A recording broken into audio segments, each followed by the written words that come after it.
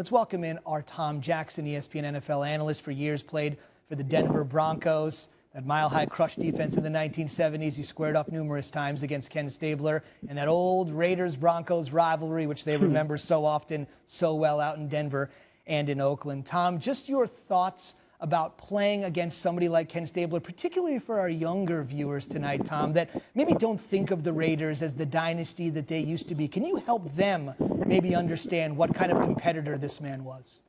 Well, he was a good quarterback.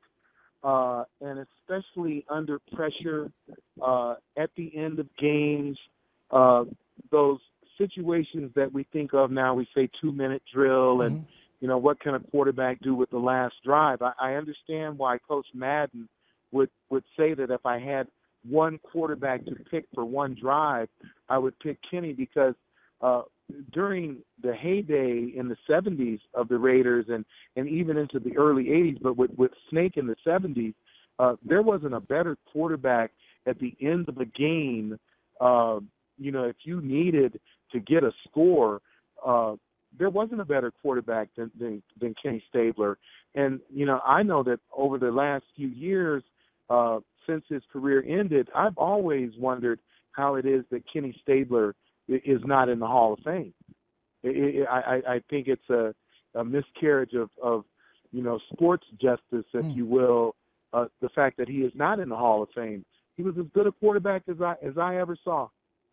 That is some strong words from Tom Jackson, who saw some incredible quarterbacks. And Tom, you're right. I mean, just looking at it on the merits, you don't need to hear it from me. Of course, you played at the highest level, but 15 years in the league, 10 for the Raiders, the John Madden seal of approval, the 1974 MVP, a Super Bowl champion. What else do you have to do? Can you give me maybe a specific anecdotal moment? Because I mentioned that Raiders-Broncos rivalry, which I remember so well. Go ahead. What do you got? I can. We played them in Denver. It's a regular season game. If anybody looks it up, the score is about, I won't remember the exact date or the exact score, but they end up beating us by, well, let me tell it kind of chronologically the way it happens.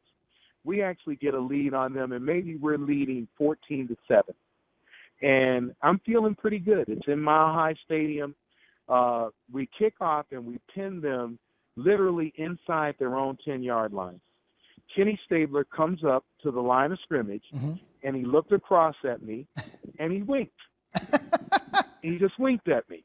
And when Coach Madden talks about his cool, I think this exemplifies it. He winked at me. Maybe it's about 10 minutes left in the third quarter, and the final score of that game ended up being about 42-14 Raiders.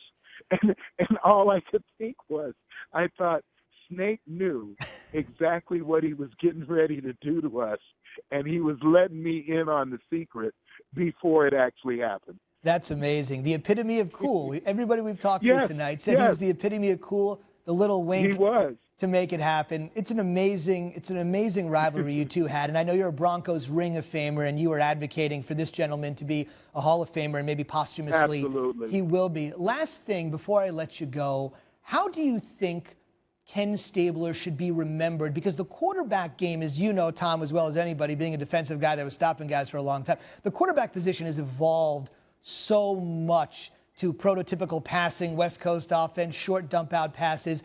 Does that make you appreciate a guy that essentially was gambling as much as he was in terms of his ability and how fun he was to watch, considering today the game has become so regimented?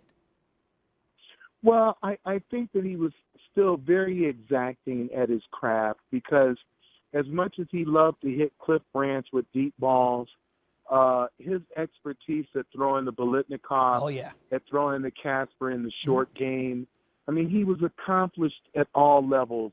And I think that if anybody wants a real memory of Snake Stabler, it is that he loved life around football. There's nobody who enjoyed life more than Kenny did, and nobody who was as good a quarterback and professional when he stepped in between the lines as Kenny Stabler. I don't know of a lot of guys who have done it better than Snake did. That's so well said. The connections with Dave Casper and the great Fred Biletnikoff, who was such a good wide receiver. College football's Biletnikoff Award is named after him, and a lot of those passes came as a result of throwing them from Kenny Stabler. He's going to be missed in Tuscaloosa. He's going to be missed in Oakland, and he's going to be missed by everybody that had a chance to watch him play. Truly one of a kind. He was 69 years old, and we got some great perspective tonight from the great Tom Jackson.